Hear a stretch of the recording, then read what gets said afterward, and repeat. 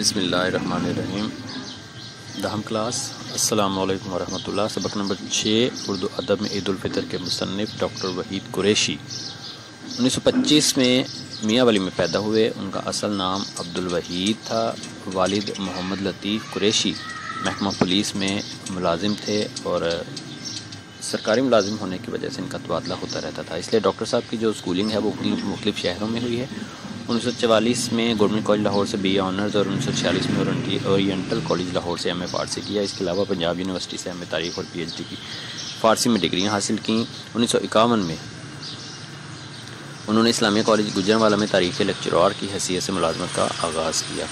اسلامیہ college Lahore میں وہ تاریخ اور فارسی کے، جبکہ پنجاب یونیورسٹی اور اورینٹل کالج لاہور میں اردو کے استاد رہے. پنجاب یونیورسٹی میں مختلف مناصب پر کام کیا. 1983 سے 87 تک مقتدرہ قومی زبان اسلام آباد کے صدر نشین رہے.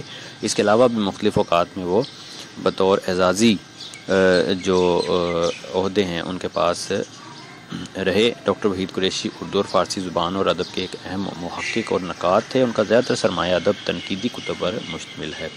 اگرچہ اردو اور فارسی میں شعر بھی کہتے ہیں، لیکن ان کی بنیادی حیثیت محقق اور نقاد کی ہے. ان کی علمی اور ادبی کارناموں پر حکومت پاکستان نے انہیں تمغہ برائے حسن کارکردگی اور صدارتی اقبال ایوارڈ عطا کیا. ان کی تصانیف میں اساسیات اقبال ہیں: نظر غالب، کلاسیکی ادب کا تحقیقی مطالعہ، اقبال اور پاکستانی قومیت، مطالعہ ادبیات فارسی، پاکستان کی نظریاتی بنیادیں، مقالات تحقیق، تنقیدی مطالعے، اردو نثر کے میلانات، مطالعہ حالی اور میر حسن اور ان کا زمانہ شامل ہیں. جزاک اللہ.